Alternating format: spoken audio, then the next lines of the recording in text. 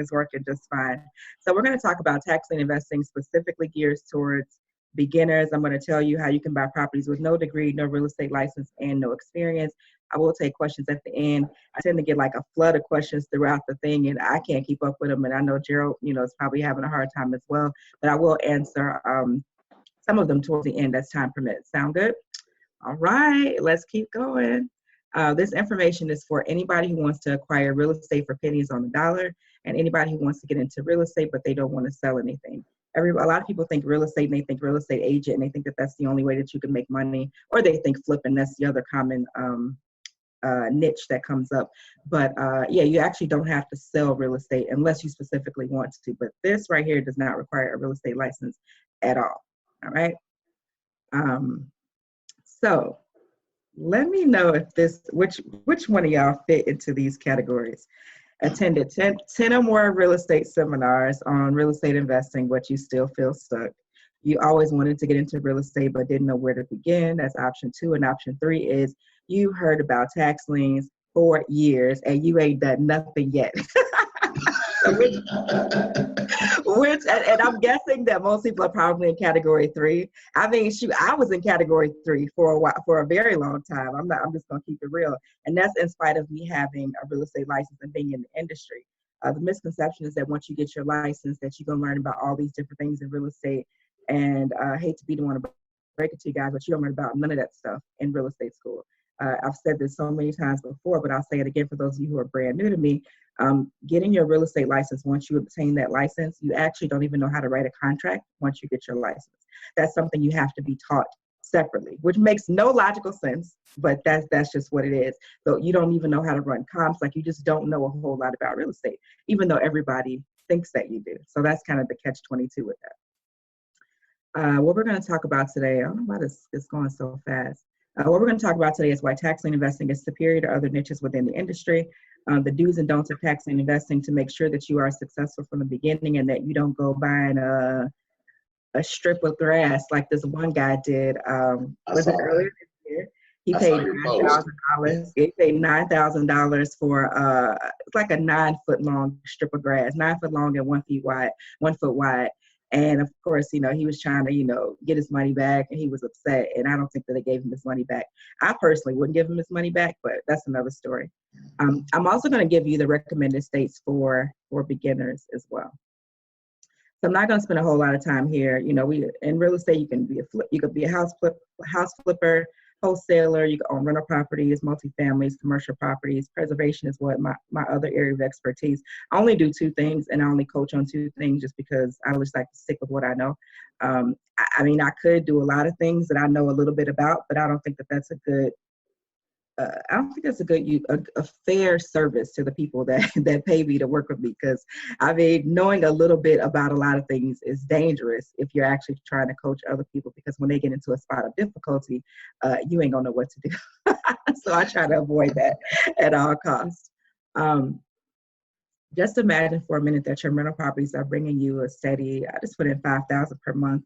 But the point with this is that there is no mortgage. So if you do this the right way and you start buying these tax lien properties, which I really, really hope that you do, you won't have a mortgage. Or you're in a position to lease your property to friends and family members that are otherwise not able to find housing. We all have people in our family like that. Or maybe I just have them. I don't know. But I know that it seems to be pretty common. And just imagine you're able to take a vacation and still have monthly cash flow. So the thing about the tax lien properties is that, again, once you get it, there's no mortgage. And if the goal is to not just go one time, but your goal, like once you get this bug, you'll be at, as many sales as you can possibly attend, especially since some of these sales, more and more of them are moving online. So you don't even have to travel anywhere to bid on properties. You could be at home behind your computer screen, running your real estate empire. Of course, you don't buy completely blind, like don't just buy online just because you got to do some work ahead of time. But the actual bidding, you guys, can take place online. So my background, I will go through a little bit of stuff right here. I have an accounting degree, which I haven't used since I got laid off in 2007. I am a full-time real estate entrepreneur. This is all I do. period. I don't do nothing else. I get these inboxes all the time from folks like, hey, do you keep your options open, extra income? And it'd be like $1,000 a month. I'm like, no, I don't have any options. I don't have any time in my schedule for $1,000 a month. And that sounds so bad to say, but I mean, maybe a few years back, yeah, but I don't believe in, being a jack of all trades. Like, I don't believe in, trying to do a whole bunch of things with the goal of thinking that you're going to make a whole bunch of money, because I find that the reverse is actually true. So again, full-time entrepreneur. I own Platinum Realty and Preservation, Inc. That's based out of Illinois. I just set up a series LLC for Texas, and these are the names of those companies. I have one for preservation, one for tax lien investing, one for my real estate consulting. Then Raindrop Holdings is the master LLC. So I'm super proud about that because, I mean, this shit costs money. Like, it's been in the works for a while. And I finally, just got everything done along with a whole bunch of other stuff that was long overdue. I'm just sharing that with you all right now because if you're, in this entrepreneur grind and you don't feel like you're making the progress that you should, and I'm sure Gerald will attest to this as well, sometimes it takes a while to get there. Like, you have these ideas and you know what you need to do, you know how things should be. But I mean, just the series LLC was $3,700, I think, for all the costs, attorney's fees, the agreements. Like, it gets pricey. So I'm also the creator of Women, Wealth, and Real Estate. I was just named to the Forbes Real Estate Council, so I'm really happy about that. Yeah, I'm super excited about that. It took them long enough, right? So, in the last 6 years, we've grossed $1.7 million in revenue, mainly from preservation, tax lien investing as well. I personally have done 7 tax lien properties for less than $5K. That's not including attorney's fees. Somebody type that in the comments. No attorney's fees included. But aside from what I've done, it's more important that I've helped other people acquire properties as well. So we're close to 100 properties in the last 2 or 3 years. I'm going to show you those properties as well in just a second. So, tax lien investing tips. I want everyone to walk away with the understanding that what we talk about today, it will be very specific to certain states. So you can't take it and apply it to every single state. There is no one size fits all. I'll have people sometimes jump on my YouTube comments and be like, oh, this is not how this works. This is bad information, blah, blah, blah. So what I do, I go get my screenshots and I go get my, I document everything. And I have so many, testimonials and endorsements and reviews over the years. So I just start shooting that in the comments. Like, okay, watch this, read this, check this out here.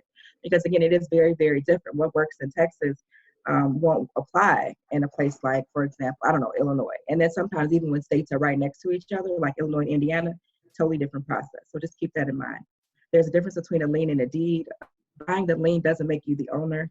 Because somebody, and I'm gonna probably have to say this a few more times as well, buying the lien just gives you an interest in the property, which you can then convert to ownership at a later time after redemption has passed. Buying the lien doesn't mean you can go knock on anybody's door and be like, oh, I just bought your taxes, or oh, do you intend to move, or oh, we're going to evict you. Like, all of that stuff is against the law.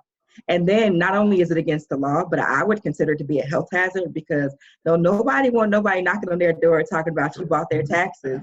And, they still have a redemption time frame. The redemption time frame is the time that they have to come up with all the money that they owe and redeem the property. That's what that means. And if you're buying a tax lien, then there is a redemption. It's just a question of how long it is.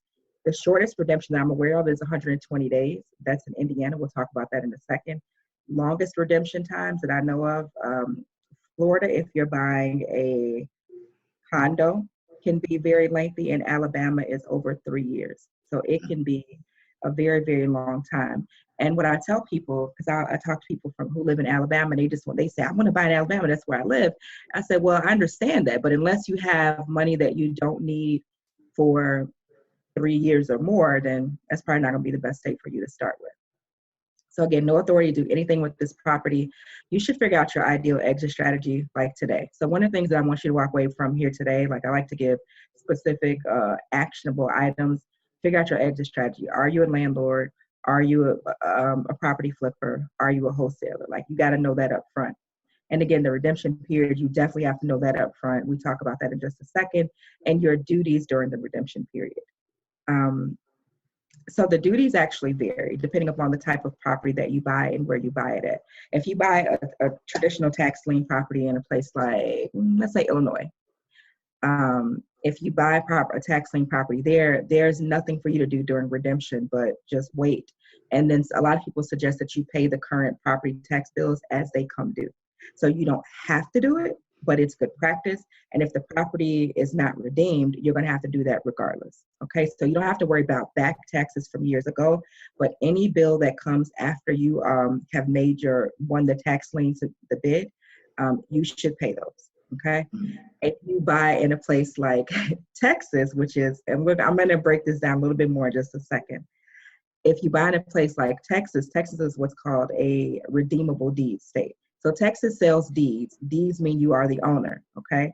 But the original owner still has a redemption time frame where they can come back and kind of cancel the sale.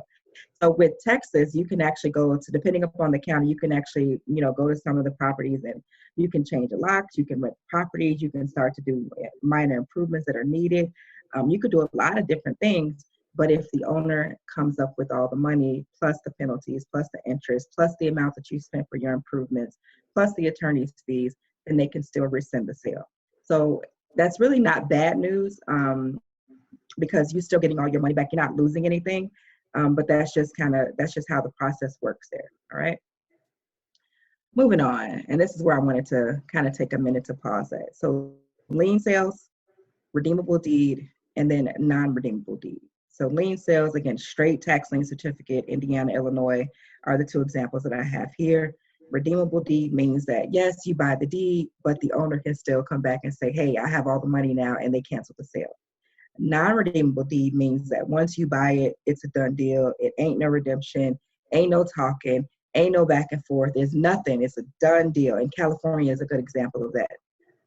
California is pricey. We'll talk about that in just a second, but it is a deed state. And California has a lot of sales online. I just looked at the sale for Los Angeles County. This was about 3 or 4 weeks ago.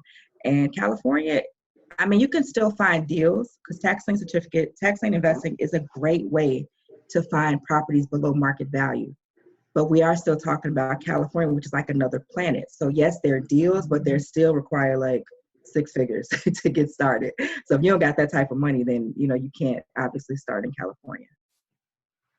So how do you make money? It's the $1 million question. So obviously this is a kind of a mini breakdown of the process. You go to a tax lien auction, and again, these can be live or they can be online. And obviously you're going to win a bid. You should have your attorney. You should hire an attorney rather once you receive the certificate. So most of the sales that you'll attend, you'll pay for the winning bid. And again, when you win a bid, the money is due generally, let's just say the same day by close of business. In Texas, however, actually in Tarrant County, I'm going to this sale August the 6th. They give you 1 hour. And if you don't pay them within 1 hour, then they put the property back up in the auction, and then they bar you from future sales, and you are fined 25% of the amount that you were supposed to pay. So if your winning bid was $10,000 and you just like, oh, I don't have $10,000 or I changed my mind, they're like, cool, you could change your mind. Run us that $2,500 as a penalty for basically wasting our time. Okay. So they want their money within an hour. But most places it's close of business. And generally it's cashier's check, money order, of course, cash. Cash is king. This is real estate. A couple of smaller counties may take a personal check, but I wouldn't bank on that. Like, I would just have cashier's checks and money orders on hand. Figure out your exit strategy up front. Figure out your business structure. So Jared, you may want to chime in here too.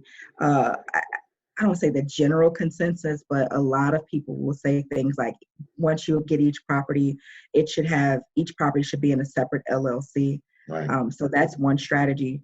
And if you're going to do that, obviously that costs money. That's when you would set up something like the Series LLC, which is what I did not too long ago. But I want you guys I don't want you to spend time I don't want you to lose time trying to get every little detail ironed out up front, because you can always transfer the property into your LLC after you're the owner. So there's always that kind of that back door. What were you going to say, Gerald?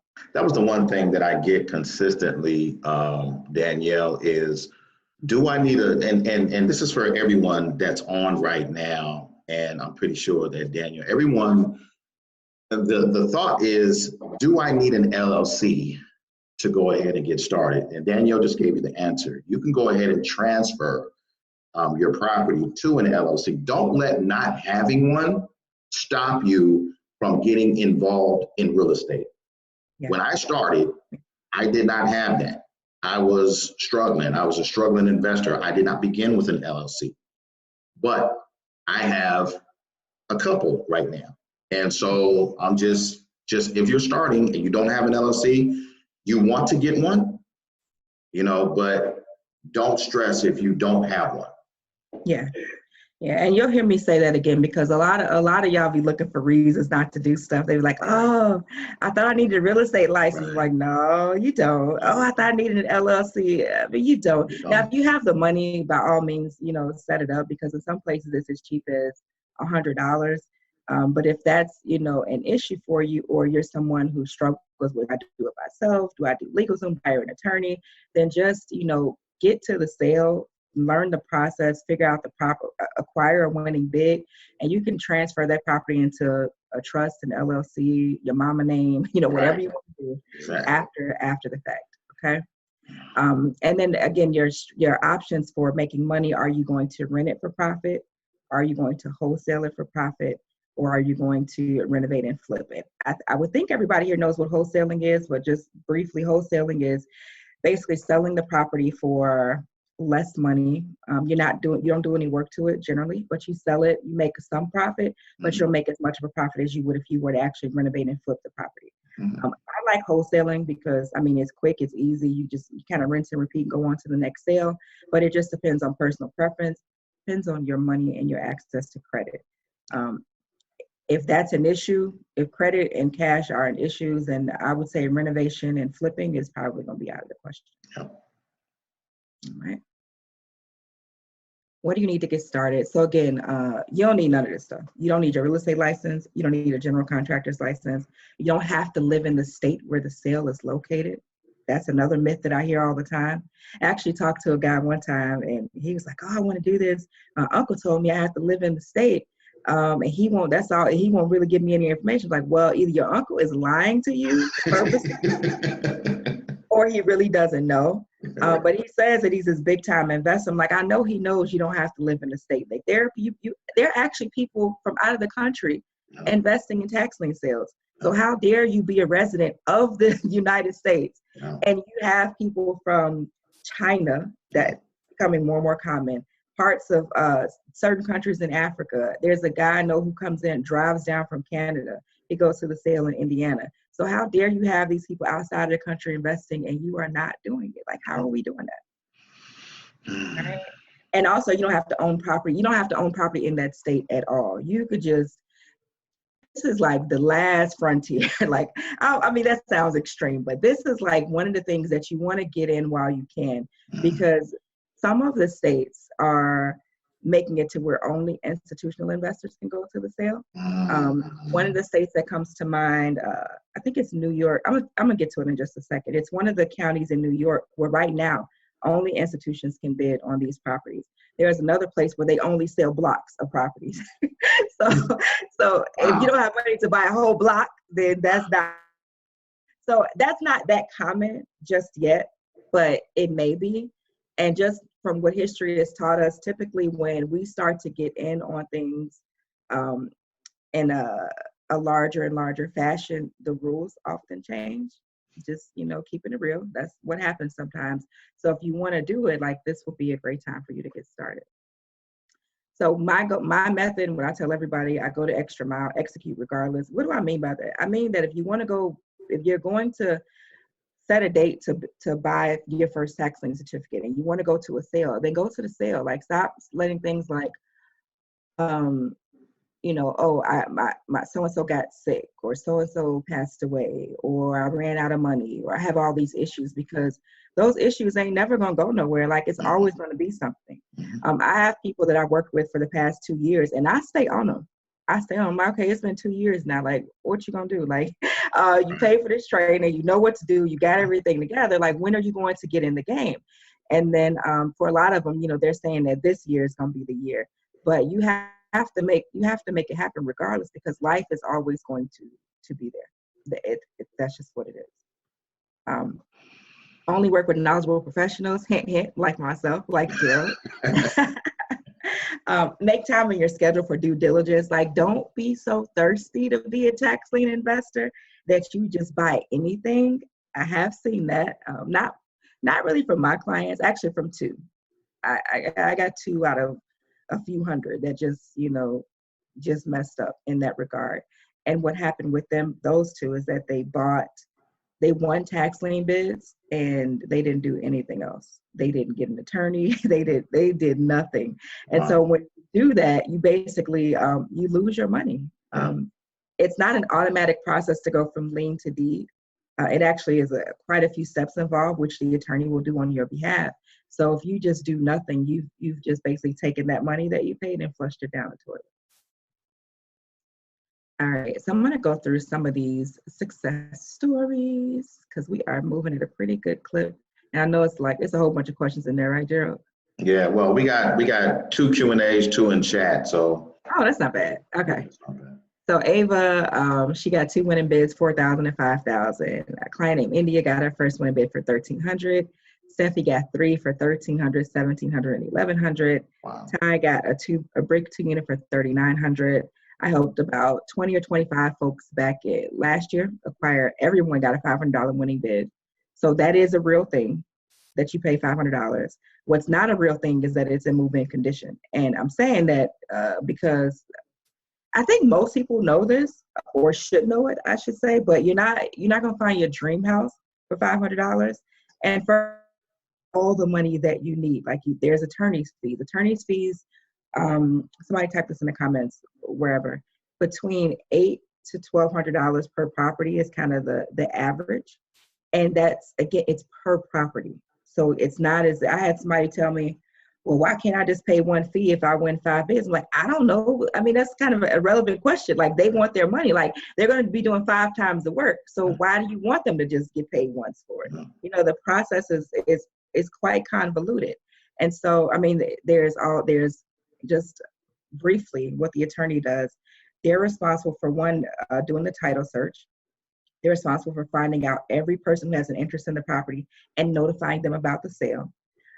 They schedule all the court dates. They attend the court dates on your behalf. You don't ever have to go to a court date unless you just want to go. I've never been to a court date yet. And I've gotten deeds to multiple tax lien properties by this point. I've never shown up in court. But they do all those tedious steps to make it to where you can just sit back and wait. Now, you don't have to have an attorney, but if you don't have one, then that means you're relying exclusively on yourself. And for me, I don't want to learn tax lien law. Like, it's way too much going on. And I want to be able to point to someone and say, hey, you messed this up, or you didn't do X, Y, and Z, and have like a buffer, so to speak, so that you're not relying exclusively on yourself and your YouTube research, because your YouTube research and Google research is cool, but like right now for Indiana, I'll do a random search on Indiana, and I'll say, what's the redemption period for Indiana? And all the websites I see will have like a year, and very few websites, if any, will mention the March sale and the May sale, which has a 120-day redemption. That's not out there. Wow. So Google and YouTube is cool up to a certain point, but it is not everything. All right. And then my reviews on Facebook, there's about 90 or 91 just on the Facebook page, which is under my name, Danielle Pierce. So I'm going to show you some of these receipts, because I'm big on receipts. I'm going to show you some testimonials, give you an opportunity to work with me if that's something that you want to do. I'll answer questions, and then we're going to be wrapping up shortly. But these are 2 vacant lots I got for a total of $332. This was in LaPorte County, Indiana. This was in 2016. And then I got these 4 properties here. The total was $3,000, but the registration fee was $500 for this particular sale. While we're talking on this subject, registration fees, some places have them, some don't. It just really depends. Most places will give you the list of properties for free, or you can find it online. Some places charge for the list of properties. Some places charge for you to see the list of prior results from old sales. Like if you wanted to go and see, let's say you want to invest in Florida, in, I don't know, Miami-Dade County, and you wanted to see the results of the prior sale, just to kind of see what property sold for. Well, some places will say, okay, we'll give it to you for a fee. So just be expectant of that is a possibility. Okay. This is the property I got last year, also in Indiana, for $1,078. So the September sale for Indiana is 1 year's redemption. The other ones are 120 days. So my 1 year will be up, in a couple months or so. And then this one I'm actually going to not sell and actually keep and rent it out. Wow. But here are some client endorsements we'll go through. So this is Leo. He's basically saying that he got a property that was redeemed. So people that I work with, I do have a Facebook group for all the tax lien investors around the country, and they do live around the country. And he's basically saying not really a moment of, I don't want to say a negative aspect, but just sometimes properties are redeemed. I mean, that's just what it is. So he's saying it's a little bit bittersweet. I wanted the property, but it's nice to get this money back, which I can definitely appreciate that. And he said he got his money back in just a couple of weeks. So my point with showing you this is to let you know that if you follow the instructions, you'll get your money back. Meaning that you buy the certificate, you hire an attorney, the attorney sends out the proper notices. If all of those steps happen and the property is redeemed, you'll get your money back. Where you stop getting your money back is when you do things like not sending out the proper notices, not letting the city know that county know that you've hired an attorney. And then once the property is redeemed, they got to be able to track what you've paid. And if you haven't shown them that, that's when you start to lose your money. Okay. These are two separate clients. One got 9 tax lien properties. She didn't put the price. I forgot what it was that she said. Oh, she said $7,000. Okay, sorry. $7,000 for 9 tax lien properties. Tashina, she actually lives she's from Philly, and she won 7 for $3,500. Her partner won 8 for $4,000. Wow. And so they got all $500 winning bids. But let me explain to you the beauty behind these $500 winning bids. And again, I think this was Indiana too. We talk about Indiana a lot because the starting bids are like $500, and the redemption period is so short for March and May. So it's really like a new tax lien investor's dream come true. That's why it's so popular. But we'll talk about some other states as well too. But the strategy behind getting the properties is to figure out, and I go into this in great detail in the course. I'm going to go into a little bit of detail here. But figuring out, okay, is the property in an opportunity zone? Okay, that's a big deal. Is the property next to, new development? Is the property next to a new school that's coming up? Is the property next to a university, or a university that's, being renovated? Is the property next to an area where they're spending millions of dollars to make the area look, I don't want to say gentrified. They're spending millions of dollars to make the area look new and improved. That's the word that I'm looking for. So for example, Chicago, in Inglewood, from Chicago, you can still get properties in Inglewood for like $10,000, $15,000, $20,000. Granted, Inglewood is like the hood, but in a lot of parts still, but in the other part of Inglewood, there's like a new police station. They're spending, I think, $30 million for a new high school. There's a Starbucks. There's a Whole Foods. So all the signs are there. Like everything is right there. Right. And the problem that I see with us is that we like to pretend like gentrification is this overnight process that, bam, it just happened out of nowhere. And that's really not the case. Like I think we talked about this before. They've been doing this stuff. It's been in the works for years. Yeah. You can actually, in the course, I show you how to go to certain websites to look at the minutes of the local council meetings, and you can see all the plans. Like you can literally see what's being built, how much money is being spent, what are the areas of focus for this particular, city. It's a lot of it is out there if you know where to go find it. Patricia, this is another client. She won a bid for $6,000. Property was redeemed, so she got back the $6,000 plus 10%, which is $600, plus the attorney's fees of $850.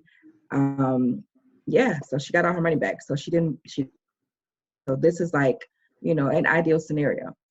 And then this is Leo again. So I posted this here because he's basically saying if it wasn't for your program, I would have, I wouldn't be going through with this. But he's getting business credit to actually go and buy more tax lien properties. That's another strategy as well. I'm sure Jared probably has offered programs before on building business credit.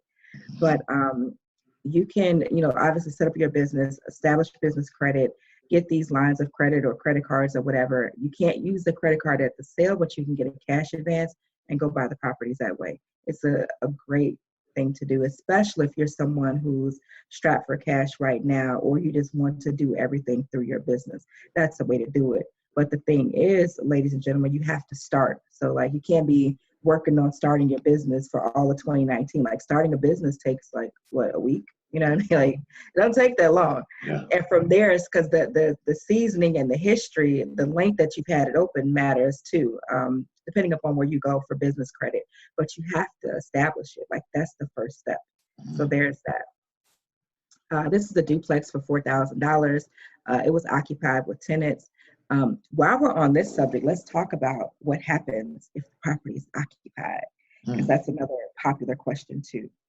So if the property is occupied and you are the winning tax lien bidder, and let's say you go through the process, the redemption period passes, and now you get the tax deed to the property, your options are to either approach that person and try to get them to pay you rent, so establish a rental agreement. You could do cash for keys, where you basically pay them to move. Some people do that because it's cheaper and faster than going through the eviction process. Eviction varies depending upon the state. If you live up north, like, Chicago, eviction, is a very long and very tenant-friendly process. And don't let it get cold. Like, they'll put a ban on all evictions until like the weather gets above freezing. So that's a very real thing. So you got folks living in a house that you're the owner of now, and they ain't going nowhere. So as opposed to dealing with that, you could do cash for keys, where you'll say, okay, I'll give you, $2,500, to move out.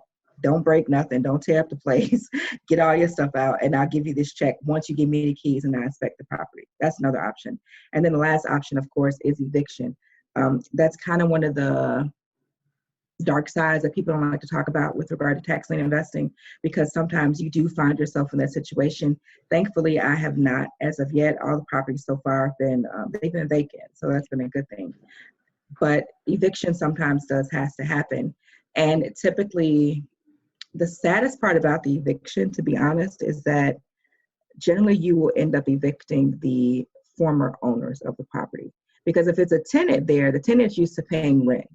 So the tenant will, because they're used to paying rent, they don't have that history and attachment to the property as a former owner would. Now, if you approach the actual former owner and try to get them to pay you rent, that conversation probably won't go so well, because they're gonna be like, this is my house. Especially, that's just how they're gonna talk to you, regardless of what paperwork you have. They're gonna say, this is my house, so I'm not paying you rent. So those are typically the ones that you will end up having to evict, which again, last case, that's the last case resort. Ideally, I think cash for keys will be better, but again, you gotta be prepared for that as well, okay? What else? This property on the right, this was a duplex for, this winning bid was $1,500. No, $3,200. Sorry. And then I have another client, she got one for $1,500. So there's a wide range of money prices that you can pay. And again, the more you spend, the better quality property you have, the less work you'll have to do, the easier it is to sell, because it just flows that way. And I'm stressing that because some people say that they have the $500, they win the bid. Like, how fast can I get my money back? Like, how fast could I, turn this $500 into $15,000? I'm like, I don't know about all of that. Right. Like, I don't know about $500, $15,000. I do know that if, let's say you only have a little bit of money right now, I would recommend still buying or bidding and buying a property. And then from there, I recommend maintaining the exterior, keeping the grass cut, making sure that the shrubs aren't overgrown, making sure that the property is secured. And you can take your time with the renovation. And the beautiful thing about that is that you're not on, anybody else's timeline. So if you borrow money for, let's say you do a 203K loan, which is where they give you the money for the renovation and the property. Well, Bank of America, Chase, Wells Fargo, they give you a timeline and they reimburse you for work that you've already paid to get done, and then they give you money. And you have to have things done by certain dates. And if you don't, then you have to answer to them because they are in fact the owners of the property. I get so much flack from people when I say that. They be like, "Oh, you hating. This is bad advice." I had one girl call me a what did she call me? I think she called me an agent for white supremacy, if I'm not mistaken. Like, people be going, yeah, like people, yeah, this was YouTube. You know, YouTube is very, very interesting. All because I just stated that if you have a loan with the bank, that they're actually the owner of the property and you're not. That's all I said. And that's just the reality of it. So a lot of people don't like to hear that. But if you buy these properties this way and you become the owner, you don't have to worry about that. Like, you can literally take your time with the renovation. The only exception to this, what I'm saying right now, is for, let's say you buy a property through the land bank. So I'm not going to talk about that today. That's actually in the course. We'll talk about that, towards the end. But land bank properties can also be brought below market. There's no waiting or redemption or anything like that, but they do give you a timeline to renovate the property. So that's why some people are kind of, not the biggest fans of land bank properties. I love it. I think it's a great idea. And a lot of times those programs you see where they say, we'll sell you the property for $1, that it's that same stipulation. Like, they'll say, okay, we're going to or $100 or $1,000, but I've seen as short as 6 months. I think the longest I've seen that they'll give you to renovate, I think it was a year. And for some people, especially if you're brand new to flipping, brand new to investing, or you just short on money, that ain't enough time. So there's that only stipulation with that. So let's move on. Quick recap. Tax lien investing is ideal because a lot of the barriers to home ownership, especially in the Black community, they are removed with tax lien investing. So you don't have to worry about your credit score. You don't have to worry about having W-2s. You don't have to worry about your bank statements or your earnest money deposit or showing where your money came from. Because banks want to know, they're like, okay, you got $10,000 in cash. We need to see the account it came from and the account that it went to. We need to see it sitting in the account for 2 months. Like, they take you through a lot. And I'm not knocking them, saying that that's something that you should never do, because I did it. That's the way that I was trained to think about acquiring real estate, fresh out of college. Like, get this good job, go get this mortgage loan and pay on it for 30 years. If you're lucky, you may pay it down in 26 years instead of 30. Like, that was the model that I was trained under. So I'm not saying you should never do it, but I am saying that there are other options that are out there that, in my opinion, are much better. So a lot of the reasons why we can't qualify for a loan, you avoid all of that with tax lien investing. Tax lien investing, of course, you do need some money, and we'll talk about specific dollar amounts in just a second. And of course, you need know-how. But outside of that, and you need ID. You can't just be showing up there, and they don't know who you are. You got to show who you are. But outside of that, I mean, that's really it. And there's very few things in the real estate industry that have that low barriers to entry like this does. And again, the basic requirements to get started: expertise, money, a strategy, a plan. That's about it. All that other stuff you don't have to worry about. So these are some more winning bids. This is 3,900. Wow. This is a really nice property. This is 5,000, 1,300, 1,700. This is my property, $4,000. And I'll be. A lot of people ask, how long after redemption are you the owner? So I'm going to take the time to address that here. So for, let's say, the redemption period, well, let's take this sale here. This was a 1 year's redemption. So the 1 year will be up like September 1st. So generally it takes about 3 to 4 weeks after that for like the final court hearings and the final set of paperwork and the final set of notices. And then you'll get a tax deed, usually by email. And then sometimes they'll mail it out to you as well. And once you get that, so that's about 3 to 4 weeks after redemption. If there's issues, if you bought a property, let's say you bought a property where the owner filed a Chapter 7 or Chapter 13, it could be much longer. Okay. There is a way to check if you do your homework correctly, where you won't buy a property that has a chapter where the owner has filed a bankruptcy. But generally speaking, IRS liens, you want to avoid those properties because I mean, ain't no winning with the IRS. Like those, you're never gonna be superior to a federal tax lien. I don't care what's, that's just not how the IRS works. But avoid those, and then of course, bankruptcy. Avoid those properties, and what's the other one? Child support liens too. Just because it just slows down the process significantly.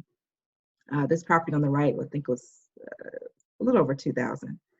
This is the property I'm closing on in Memphis. Clearly, it needs a new roof, but it's 1,800 square feet, 4 bedrooms, 2.5 bathrooms, huge lot. But yeah, it's going to be the immediate expenses will be repairing the roof and of course getting all the trees off of the roof as well. But I'll be closing on that in just a couple of weeks as well. And again, that's a $5,000 price point, which is, I think it's phenomenal. My plan with this one is also to rent this property out. The thing about Memphis, which I love, as a non-investor, a 4-bedroom house, to rent a 4-bedroom house in Memphis is about $800 a month, which is insane. I've never heard anything. I'm like, $800? Cheap. That's cheap. That's so cheap. Chicago, you could be in the hood paying $1,400 a month. And most places, like, I don't want to go too far off subject, but there was an article that came out that said that Black home ownership is the lowest that it's been in like a very, very long time. It's at a record low. And the solution to that, a lot of us think, well, I'll just rent. Well, renting is fast becoming not an option in many cities in this country because people don't have to afford the rental amount. Like LA, like there's people who work full-time jobs who make, almost $100,000 a year that don't have a place to live because the rent is just that expensive. So a place like Memphis where you can still get a house for $800 a month, man, listen, you better be trying to buy some properties here. Right. So we're getting close to wrapping up. FAQs, how much money will I make right away? Can I do this and still work my job? How much money do I need? Why are you qualified to teach the class? How much is the class? And what are the best dates to get started? So I work in the business, so I only teach what I know. I don't teach from theory. I've taken a lot of hard knocks, so hopefully if you're smart, you don't take them as well. I have 7 properties in the last 2 years for less than $5K. My attorney's fees were $3,000.